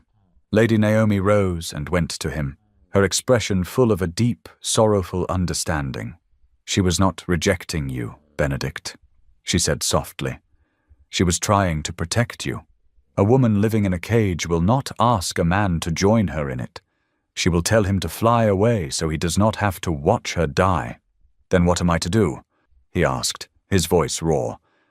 "I cannot force my way back in. He will never let me near her again." "You will wait," Naomi said, her voice firm. "You have declared yourself. The father has made his move. The next move must be hers. For now there is nothing more to be done." Benedict sank into a chair, the full weight of his powerlessness crashing down upon him. He, a duke, who could bend the will of Parliament and command the loyalty of thousands, was helpless against the petty tyranny of one broken man. That night, the Dorcas home was silent as a tomb. Sir Alistair had locked himself in his study, drinking heavily to celebrate a victory that felt strangely hollow. The sisters had retired to their rooms, exhausted by grief. Only Lady Rhoda was awake, her mind clear and sharp with a newfound cold resolve. She had been a timid wife, a gentle stepmother, but seeing Drusilla's spirit so utterly crushed had forged something new in her: courage. She walked to the study and entered without knocking. Sir Alistair looked up from his brandy, a scowl on his face. "What is it?" "I have come to ask you a question, husband," she said, her voice even and calm. "Are you so blinded by the past that you are willing to sacrifice your daughter's entire future to soothe a ghost?" "I have protected my daughter," he slurred, slamming his glass down, "from a man who would have tired of her in a month." "You have destroyed her," Lady Rhoda replied, her voice cutting through his drunken haze. "And for what? For a memory? A fantasy of a betrayal that you have nurtured for 2 decades. She took a step closer. "I spoke with Mrs. Harriet. I know the truth of your first wife." He flinched, as if struck. "You know nothing." "I know she loved you." Lady Rhoda pressed on, relentless. "I know she was a faithful wife who took up reading as a refuge from your suffocating jealousy. And I know about the smile, the one you saw at the Harrington ball. She flaunted herself before him," he roared, rising to his feet. "Did she?" Lady Rhoda's voice remained quiet, but it held the force of a battering ram. "Or was she a young woman trapped in a tedious conversation, looking across the room at the husband she loved, praying he would come and rescue her? You have twisted a moment of desperation into a lifetime of deceit, because your own pride could not bear the thought of another man simply looking at her." She let the words hang in the air. Then she played her final card. "You rage that Drusilla is just like her. You are a fool, Alistair. You are blind. Have you ever truly looked at her? Her mother was vibrant and loved the company of others. Drusilla is a solitary creature who finds her solace in the pages of a book. Her mother was charmingly agreeable. Drusiana is fiercely, unyieldingly principled. Her stubbornness, the iron will that you so despise in her, it is not her mother's. It is yours." He stared at her, his mouth slightly agape. "That refusal to bend when she believes she is in the right," Lady Rhoda continued, her voice softening slightly. "That is you. That is the very quality that made you such a formidable man in business.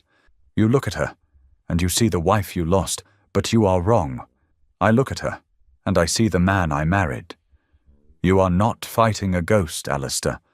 You have been fighting a mirror." She had said her piece. Without another word, she turned and left him alone in the suffocating silence of his study, the truth of her words echoing around him. Sir Alistair stood frozen, her accusations dismantling the very foundations of his identity. He sank back into his chair, the brandy forgotten. He thought of Drusilla's sharp wit. His wit. Her quiet determination. His determination. He thought of her defiance in the face of his tyranny, the same unbending will he had always prided himself on. The narrative he had constructed over 20 years, the story of a faithless wife and an illegitimate daughter, crumbled into dust. It was a lie born of his own weakness, his own possessive, all-consuming jealousy. And in the service of that lie, he had tormented his own child, his daughter, his brilliant, beautiful, and profoundly broken daughter. A dry, hacking sob tore from his throat. The grief was not for his wife, but for the life he had stolen from his child, for the years of love he had refused to give. He was the monster. He was the ghost. He did not know how long he sat there, but when he finally rose, his steps were unsteady. He walked through the dark, silent house, a man utterly broken by the truth. He climbed the stairs, each step an act of penance, until he reached her door. He stood before it, his heart a leaden weight in his chest. What could he say? What apology could ever be enough? He raised a trembling, age-spotted hand, the same hand that had so often been raised in anger, and hesitated, his knuckles hovering just inches from the wood. The knock on her door was so soft, so hesitant, that for a moment Drusilla thought she had imagined it. It came again, a timid rap of knuckles against the old wood. She had been sitting in the darkness for hours, the world outside her window a distant, meaningless blur. Believing it to be one of her sisters, she rose and opened the door without a word. It was her father. He stood on the threshold, a man she had only ever seen as a figure of iron authority or terrifying rage, and in that moment he was neither. He was simply an old, broken man.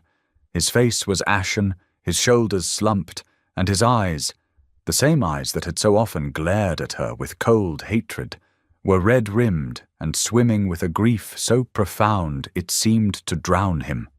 Her first instinct was fear, a lifetime of conditioning screaming at her to retreat, to brace for the coming storm. But there was no storm in his expression. There was only ruin. "Drusilla," he began, his voice a hoarse, unfamiliar rasp. He seemed to struggle for the words. "May I—" He gestured weakly into the room. Numbly, she stepped aside. He walked into the center of the room and stood there, looking lost. The silence stretched, thick and heavy with 24 years of unspoken pain. "I have been a fool," he said at last, the words tearing from him. "A blind, jealous fool." He finally looked at her, and for the first time in her memory, she saw not the ghost of her mother, but a man looking at his own child. "Your mother, she was a good woman. She loved me. I see that now." Drusilla said nothing. She could not. The foundations of her world, a world built on the unshakable certainty of his hatred, were beginning to crack. "I was so consumed by my own pride, my own imagined slights, that I failed to see what was right in front of me," he continued, his voice cracking. "I failed to see you." He took a shaky step closer. "Every time I looked at you, I saw her face, and I punished you for it. I punished you for her beauty, for her spirit, qualities that I should have cherished in my own daughter." He choked on the word. "My daughter. You are my daughter. You have always been my daughter, and I have been a monster to you." The confession, so raw and absolute, did not bring relief. It brought only a strange, dizzying confusion. This man, the architect of all her pain, was now dismantling his own creation before her eyes. He seemed to see the guardedness in her expression, the thick walls that would not crumble with a single apology. He did not ask for forgiveness. He knew he had not earned it. Instead, his face filled with a new, urgent clarity. "That man," he said, "the Duke, he sees you. He sees the woman I was too blind to. He is a good man. An honorable man." He met her eyes, his own pleading. "What you said to him, telling him to leave, you did it to protect him from me, did you not?" She gave a single, almost imperceptible nod. "I have done this," he whispered, the full weight of his actions crashing down upon him. "I have destroyed your one chance at happiness." He straightened up then, a flicker of the iron will his wife had spoken of returning to him, but this time it was in service of her. "No, I will not allow it. I was wrong to refuse him. If he will still have you, Drusilla, you have my blessing. You have my most profound and heartfelt blessing. Go to him." He turned and walked from the room, leaving her alone in the wreckage of his confession. She stood there for a long time, the silence of the room now filled with the echo of a single, impossible word. "Go." The next morning, Drusilla sat with Rachel and Bertha, the early light streaming into the room, and told them everything. Her sisters listened in stunned silence, their expressions shifting from disbelief to a dawning, brilliant hope. "He said that?" Rachel breathed. "He actually said you were his daughter." "He gave you his blessing?" Bertha added, her eyes shining. "Then what are you waiting for? You must go to London at once." Drusilla shook her head, a familiar fear clutching at her heart. "It is too late. I sent him away. I told him never to return. A man like Duke Benedict doesn't beg, and he doesn't wait. He will have moved on. He will have forgotten me." "Forgotten you?" Rachel scoffed, her loyalty fierce. "Drusilla, the man crossed an entire ballroom, ignoring every titled lady in England, to dance with you in a dress made of shame. He has called on you relentlessly. He faced down father in public. Men like that do not simply forget." "But I hurt him," Drusilla whispered, the memory of his shocked, heartbroken face a fresh wound. "I turned my back on him." "You did it to save him," Bertha insisted, taking her hands. "He is intelligent. You said so yourself." "He must know that. You must go to him, Drew. You must tell him you are free. Love like this, it does not come twice in a lifetime. Do not let fear be a greater tyrant than father ever was. Do not let fear be a greater tyrant." The words struck her with the force of a revelation. Her father had surrendered. He had dismantled the walls of her prison, brick by painstaking brick. Now, the only thing keeping her caged was herself. All her life she had been a passive survivor, enduring the cruelty, guarding her heart. But Benedict had seen a fire in her, a strength she was only now beginning to recognize in herself. Love, she realized, was not a passive state. It was an act of courage. A new, terrifying resolve settled over her. She would be courageous. She found her father in his study. He was not drinking, but staring out the window, looking older and smaller than she had ever seen him. He turned as she entered, his expression anxious. "Father," she said, her voice clear and steady, "I am going to London." He did not argue. He did not question. A look of profound, sorrowful relief washed over his face. He simply nodded. "Of course you are." He walked to the bell pull. "I will have the travelling carriage prepared at once. You will take my finest horses." It was the first true act of a father she had ever received from him. The household was thrown into a flurry of activity, but this time it was a flurry of hope. Lady Rhoda, her eyes bright with tears, helped her pack a small valise. Rachel and Bertha fussed over her, choosing her most becoming travelling dress and pressing her shawl. They were not losing a sister. They were launching a champion. As she stood in the entrance hall, ready to depart, Sir Alistair approached her. He did not try to hug her. They were not a family for such things. But he gently took her hand. "Be happy, Drusilla," he said, his voice thick with emotion. "That is all I ask." She looked at him, at the decades of pain and regret etched onto his face, and knew that their journey to forgiveness would be long. But it had begun. "I will try," she whispered. She climbed into the carriage alone. As it pulled away from the house, she looked back at the faces of her family, her sisters waving frantically, her stepmother weeping with joy, her father standing still as a statue, watching his daughter ride away to a life he had almost destroyed. The carriage turned onto the main road, the road to London. Drusilla faced forward, her hands clenched in her lap. She was riding toward an uncertain future, toward a man whose heart she had broken, with no idea if he would even see her, let alone forgive her. For the first time in her life, she was not running from her past, but racing toward her future, and she was utterly, terrifyingly, magnificently free. The journey to London was a crucible. With every mile that separated Drusilla from her past, she felt a layer of fear and resignation being stripped away, replaced by a terrifying, thrilling resolve. She was no longer a pawn in her father's tragic history, but the author of her own future. This single, defiant act, travelling alone to the city to claim the man she loved, was the most important sentence she had ever written. She arrived at the Duke's London mansion as the afternoon sun cast long shadows across the immaculate square. The sheer scale of the building was a testament to his world, a world of power and consequence so far removed from her own. For a moment, her courage faltered. She, Drusilla Dorcas, a merchant's daughter on the brink of ruin, was about to knock on the door of one of the most powerful men in England to offer him her heart. It was madness. But then she remembered the look in his eyes when he'd called her by her name. She remembered his note. "I find I cannot rest while that is your reality." He had not seen her as a merchant's daughter, but as a woman. Taking a deep, fortifying breath, she climbed the stone steps and lifted the heavy brass knocker. The door was opened by a butler so tall and imposing he seemed carved from granite. He looked down his nose at the lone, unannounced woman on the steps, his expression one of profound disapproval. "May I help you, miss?" he inquired, his voice dripping with ice.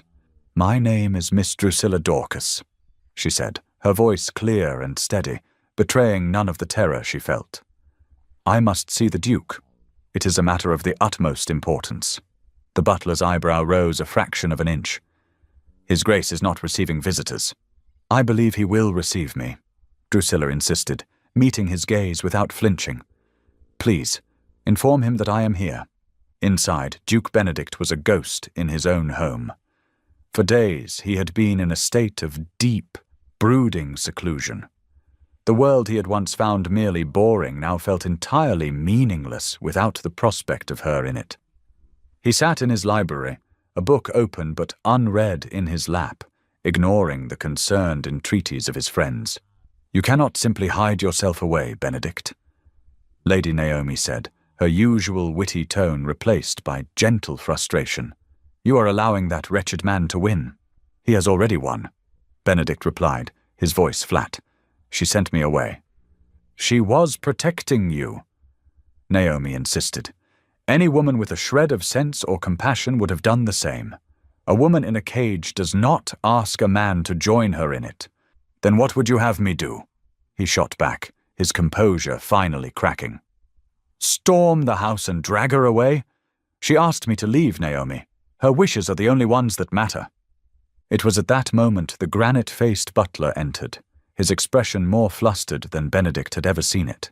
"Your Grace," the butler began, looking deeply uncomfortable. "Forgive the intrusion. There is a Miss Dorcas here to see you." The world stopped. Benedict stared at his butler, certain he had misheard.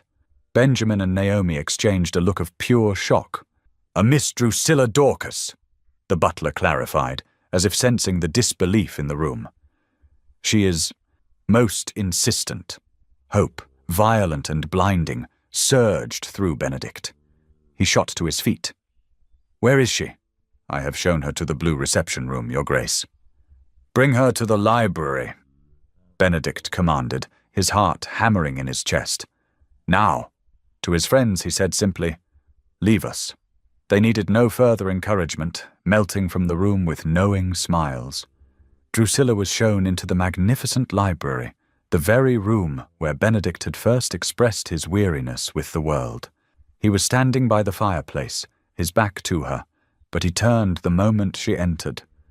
The look on his face was a mixture of guarded hope and the profound hurt she had inflicted. "Miss Dorcas," he said, his voice strained. "This is unexpected." This was her moment. She had to be brave.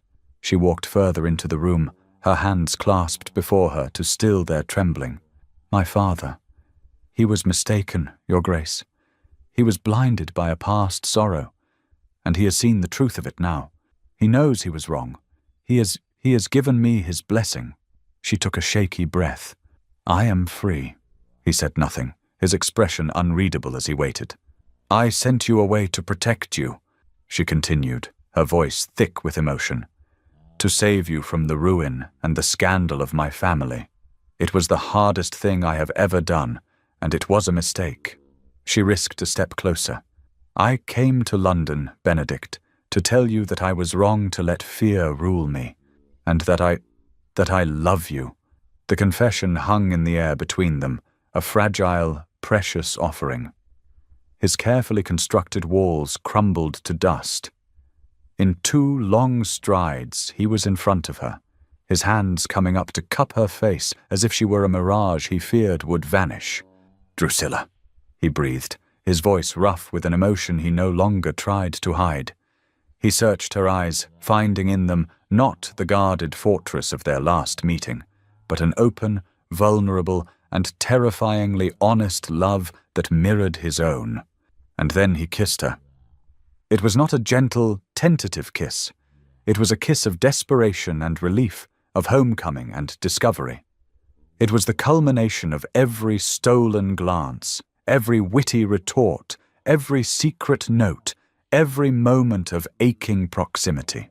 For Drusilla, it was the breaking of a spell, the shattering of a cage, a promise that she was not her mother's ghost, but a living, breathing woman worthy of a fierce and gentle love. When they finally broke apart, breathless, he rested his forehead against hers. "I thought I had lost you," he whispered. "You have found me," she replied, a joyful, tearful laugh bubbling up from her soul. For the next hour, they existed in a blissful bubble of their own creation. They talked, they laughed, he showed her his collection of rare books, and she finally felt the quiet click of a soul settling into its rightful place. It was not the wealth or the title that felt like home, it was the man. He was in the middle of telling her about his plans to build a new library at his country estate when the butler entered again, his expression apologetic. "Your Grace, forgive me. A special courier has just arrived from Hertfordshire.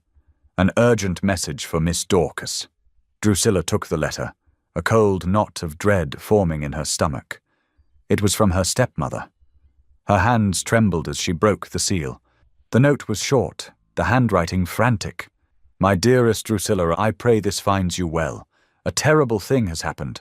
Your father's creditors, hearing of the Duke's refused proposal, have called in all his notes at once. The bailiffs are to arrive tomorrow morning. We are to lose everything. Forgive me, Rhoda." The color drained from her face. She looked up from the letter, her eyes wide with a familiar, chilling horror. She had just found her perfect, impossible happiness, and in the very same moment, the ruin she had tried to protect him from had not just arrived at their door, it was about to break it down. "Drusilla?" Benedict asked, his smile fading as he saw her expression. "What is it? What's wrong?" "Drusilla?" Benedict's voice was soft, but it cut through the fog of her horror. "What is it? What's wrong?" She couldn't speak. She simply handed him the letter. Her hand was trembling so violently that the paper rattled like dry leaves.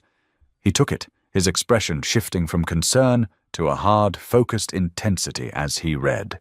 The silence in the magnificent library stretched, thick and suffocating.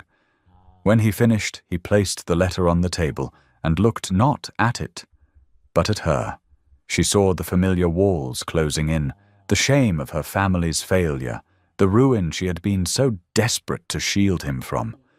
Her first instinct was to flee, to push him away, to sever this impossible connection before it was destroyed by the impending collapse of her world.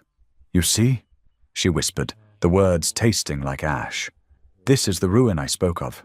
The scandal. This is what my family is. You cannot be a part of this. You must not." He listened to her, his expression calm, and when she was finished, he did something she did not expect. He did not offer pity. He did not offer escape. He simply stepped forward, took her hands in his, and held them firmly. "You are right," he said, his voice a low, steady anchor in her storm. "I cannot be a part of this." He paused, his thumb tracing a soothing circle on her knuckles. "Because we are going to be the end of it." She stared at him, uncomprehending. "This is not ruin, Drusilla," he explained, his gaze unwavering. "This is a problem.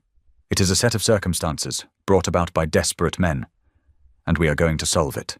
Together." The word hung in the air between them. "We." It was a word of such profound partnership, such unconditional support, that it began to silence the screaming panic in her mind. He led her to a chair and then walked to the bell pull, his movements calm and purposeful.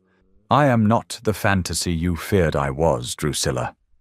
I am a man of substance, and my resources are not just for show."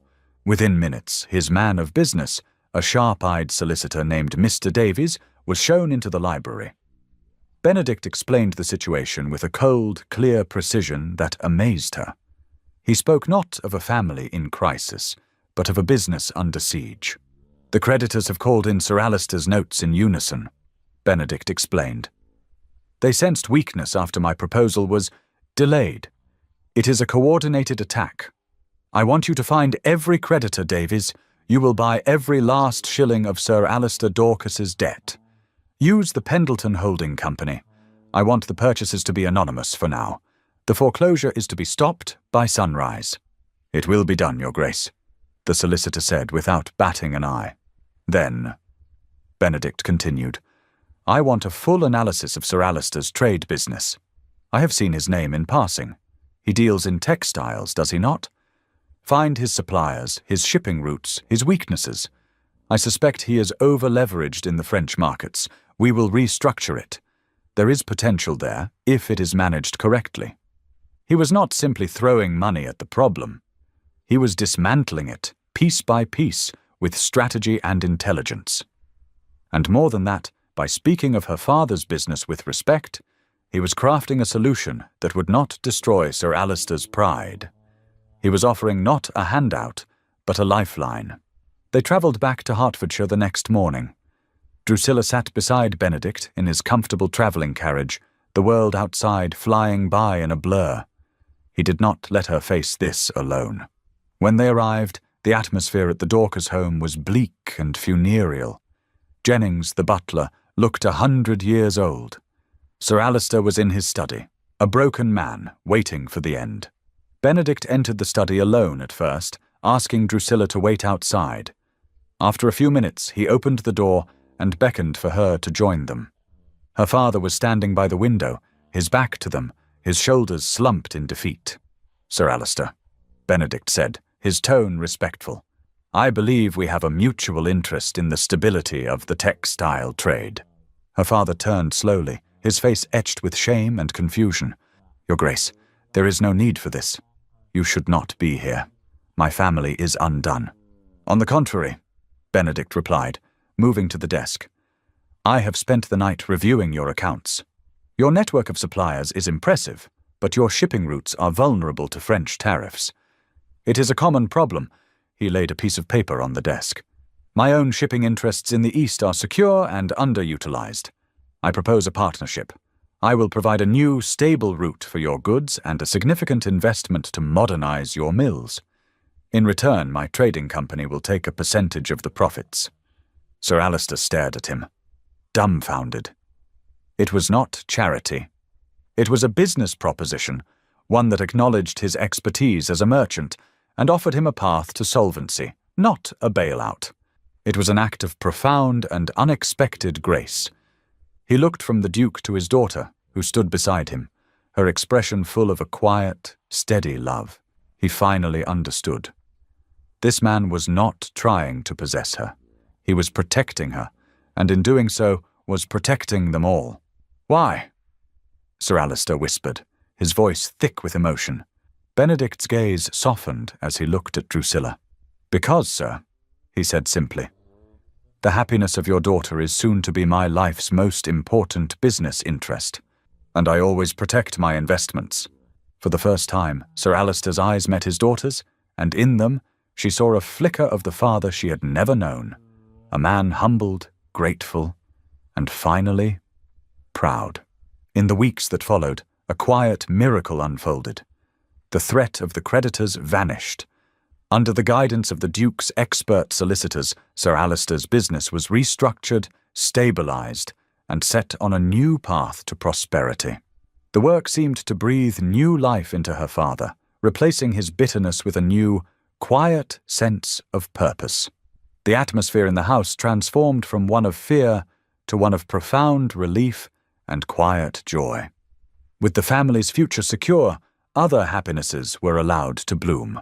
A respectable, kind-faced young baron who had been charmed by Rachel's sweet nature at the infamous ball began to call. Sir Alistair, a changed man, welcomed the young man's courtship with a warm and genuine approval that brought tears to Lady Rhoda's eyes. The scandal of the Duke's interest in a merchant's daughter had not disappeared, but it had been utterly eclipsed by the undeniable power of his favor. The Dorcas family was no longer on the fringes of society. They were under the direct and formidable protection of a duke, and society, ever fickle, quickly adjusted its opinion. Drusilla and Benedict were now formally and very publicly engaged. One golden afternoon, they walked together through the very gardens where she had once met him in secret terror. Now she walked openly on his arm, her future duchess, her heart full and at peace. "A quiet wedding, I think," she said, leaning her head against his shoulder. "Here, with just our family. Whatever my duchess desires," he replied, stopping beneath the shade of the old oak tree, the site of their first dangerous meeting.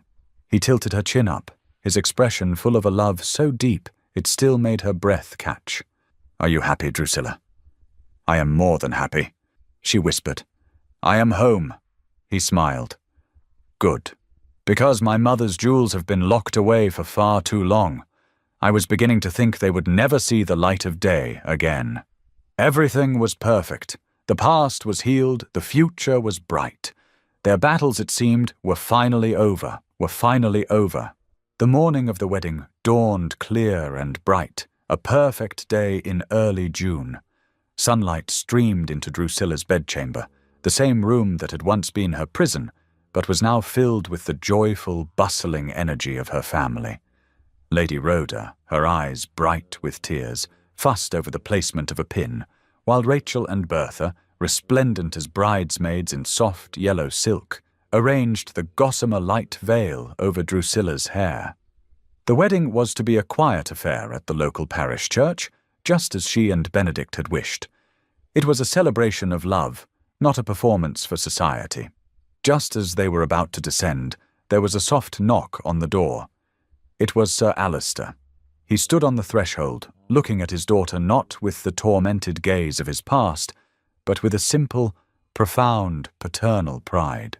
"You look just like her," he said, his voice thick with emotion. But for the first time, it was not an accusation. It was a loving remembrance. "Your mother would have been so proud of the woman you have become." He stepped forward, holding a small velvet box. "As am I." He opened it to reveal a delicate silver locket engraved with her mother's initials. This was hers. She wore it on her own wedding day. "I want you to have it." Drusilla's fingers trembled as she took it. It was more than a gift. It was an apology, a blessing, an act of healing that closed a wound that had been open for her entire life. She couldn't speak. She simply leaned forward and kissed her father's cheek, a gesture of forgiveness that washed away years of pain. "Be happy, my girl," he whispered. "That is all I have ever truly wanted." Benedict stood at the altar, a man who had commanded armies and advised prime ministers, and found that his hands were not entirely steady. Benjamin stood beside him, offering a quiet, reassuring presence. He had thought he understood what this day meant: a marriage, a partner, the securing of his line. He had been wrong. The church doors opened, and a river of sunlight poured into the nave. And there, on the arm of her father, was Drusilla. She was a vision in ivory satin, her chestnut hair adorned with simple white roses, her mother's locket resting against her throat. She was beautiful, yes, more beautiful than any woman he had ever seen. But as she walked towards him, her amber eyes fixed on his, he saw so much more. He saw the woman who had stood defiant in a dress made of shame. He saw the sharp, brilliant mind that had challenged and delighted him. He saw the fierce loyalty that had made her defend her sister, and the profound courage that had made her ride to London to claim him. He saw the survivor, the scholar, the lover, the friend. He saw the other half of his own soul. As she reached the altar, Sir Alistair placed her hand in his. Benedict's grip was firm, a silent vow. "I will protect you. I will cherish you. I will honor you for all the days of my life." They turned to face the clergyman, but they saw only each other. Their vows were not the rote recitations of an arranged match, but the deeply personal promises of two people who had found each other against all odds. When the vicar pronounced them man and wife, Benedict turned to his bride, his heart overflowing. He lifted her veil, and with a tenderness that brought tears to Lady Naomi's eyes, he cupped her face in his hands. "My Duchess," he murmured for her ears alone. "My love," she whispered back. Their kiss was not a performance for the crowd. It was a moment of pure, unadulterated joy, a seal on a love story that had been forged in shadow and was now, finally, stepping into the brilliant, unending light. A month later, after a peaceful honeymoon touring the serene lakes of Italy, their travelling carriage rolled through the verdant rolling hills of Yorkshire. Westland Castle, Benedict's ancestral home, rose in the distance, its grey stones warmed by the afternoon sun. As they approached, they saw that the road was lined with people. Tenant farmers and their families, villagers and estate staff had all gathered, their faces alight with happiness as they cheered for the arrival of their new Duchess. Drusilla's heart swelled. This was her new home, her new life. Benedict did not lead her to the grand reception hall where the senior staff was waiting. Instead, he took her hand and guided her down a quiet, sunlit corridor to a set of magnificent, unopened double doors. "There is one room in this house that I wanted you to see first," he said, his eyes sparkling with a secret. He opened the doors. Drusilla gasped. Before her was a breathtaking two-story library, with soaring arched windows, a beautiful wrought-iron balcony, and intricately carved wooden walls. But it was empty. The endless shelves, reaching to the frescoed ceiling, held not a single book. "It is magnificent," she breathed, turning to him in confusion. "But where are the books?" "I had my father's old collection moved to the East Wing," he explained, stepping closer. He was a collector, but not a reader. I did not think you would share his taste for dry political treatises. He took her hands in his. "This library, Drusilla, is yours. I thought we could have the immense pleasure of filling it, together, with stories and poems and philosophies that we both love." Tears of joy welled in her eyes. It was the most romantic, most thoughtful gesture she could possibly imagine. He had not given her a room of jewels or silks. He had given her a world for her mind, her heart, her soul. She threw her arms around his neck, unable to speak, and he held her, laughing softly. That evening, as they stood on a private balcony overlooking the vast, peaceful landscape of their home, Drusilla felt a sense of contentment so profound it seemed to settle in her very bones. She was wearing a gown of soft blush pink, her favorite color, a gift from her husband. The shadows of her past were gone, replaced by the warm, steady light of his love. "Thank you," she said quietly, leaning her head against his chest. "For everything. For seeing me." He wrapped his arms around her, pulling her close. "Drusilla," he said, his voice a low, happy rumble. "Do not thank me. Before you, my life was a series of duties, all in shades of grey. My houses were museums, my days were obligations. You brought meaning and colour into my world." He kissed the top of her head. "You, my love, are all the colour I will ever need." She looked up at him, her heart overflowing. She saw in his eyes her past, her present, and her future.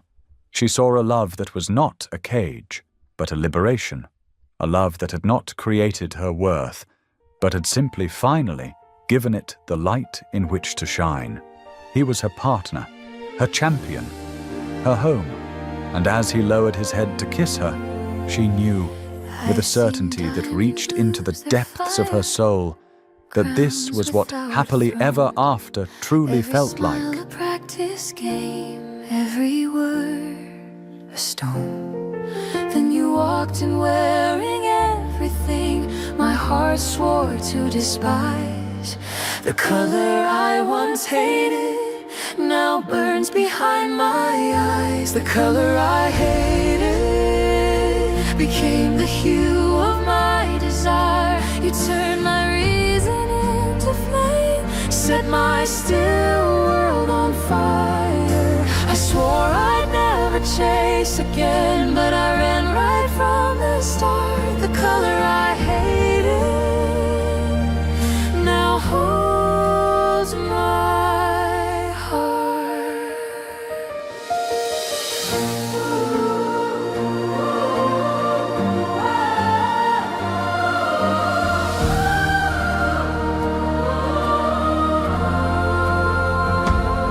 You were the man they whispered for, the dream they tried to claim.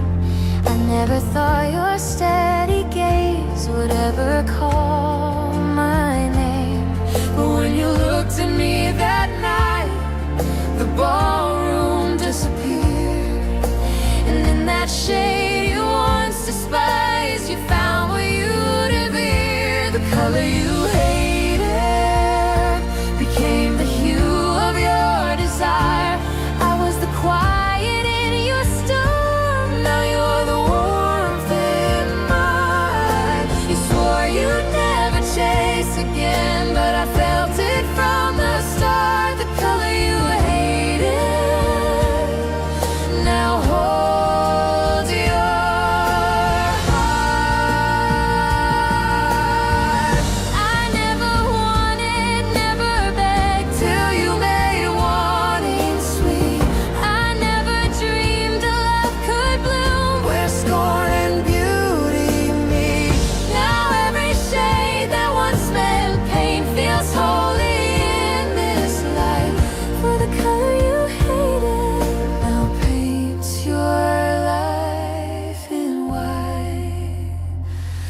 color you hated became the hue that made you see that love can bloom in strangest ways and still feel destiny.